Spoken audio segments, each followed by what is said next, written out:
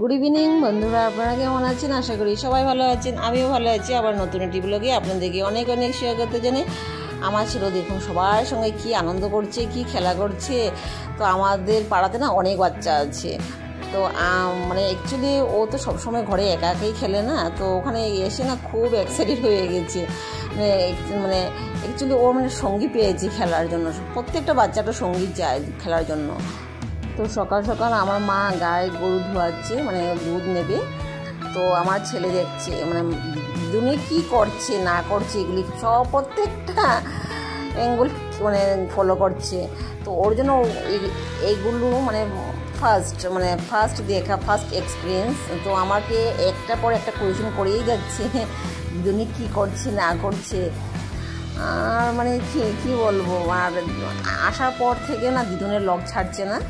দিদুনের সঙ্গে সঙ্গে any time দিদুনের সঙ্গে সঙ্গে দিদুন দেখুন অনেক সুখে দুজন মিলে কী আনন্দভাবে মানে আইসক্রিম খাচ্ছে।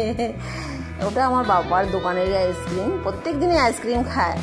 ওখানে আসার পর একদিন মানে বাদ যায়নি, মানে আইসক্রিম খায়নি বলে। তো আমার মা পূজা দিচ্ছেন, আমার ছেলে মানে ঠাকুর মশাই কাঠি বাজাচ্ছেন।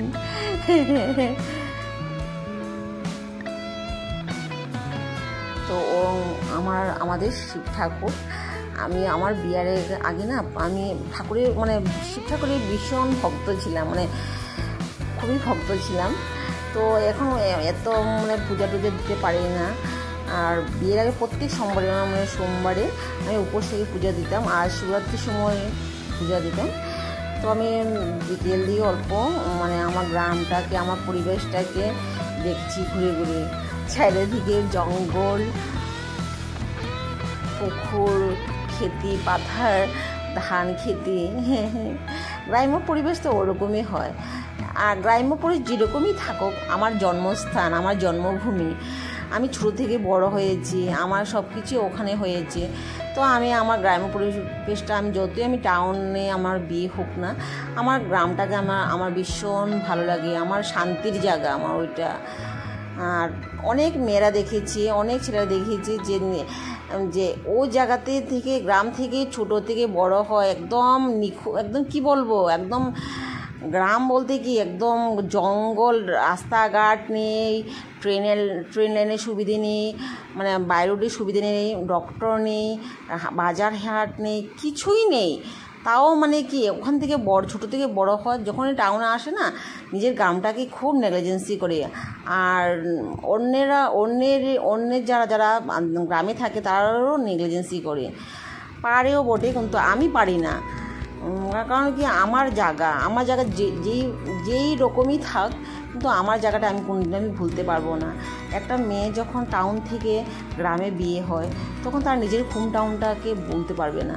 আর যখন একটা মেয়ে গ্রাম থেকে টাউনে বিয়ে হয়, তখন তার নিজের ইয়েটাকে বলতে পারবে না, গ্রামটাকে বলতে পারবে না। তো ওরকম যে নেগলিজেন্সি করে না, মানে শুনতেও খারাপ লাগে, কারণ আমিও তো একটা গ্রামের মেয়ে না। তো দেখুন আমার ছেলে এই যে বাচ্চা গরুটাকে ধরতে যাচ্ছে, ঘুষ মেরে যে ফেলে দেবে ওটার কোনো মাথায় নেই, চিন্তা নেই।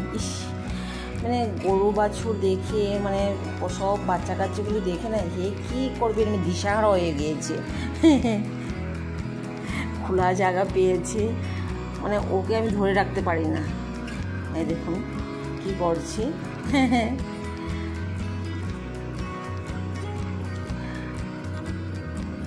তো আমার নিজের গ্রামটাকে আমার ভীষণ ভালো লাগে, আমার খুব মানে আমার শান্তিময় জায়গা।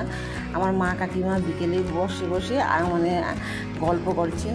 আর আমার কাকাতো ভাই মানে ওর সঙ্গে খুব লগ আমার ছেলের, যে ছোটো মামা কী করছে না করছে এগুলি সব খেয়াল করছে ছোটো মামা আর আমার মা। তো মানে আমার লগ ধরছেই না, মানে ওখানে এসে মানে আমি অল্প রিলিফ পেয়েছি। একটি বাচ্চা নিজের মানে মামার বাড়িতে আসলে খুব হ্যাপি হয়, আমিও এরকম হয়েছি। আমার ভিডিও যদি ভালো লাগে প্লিজ কমেন্ট করে জানাবেন। বাই।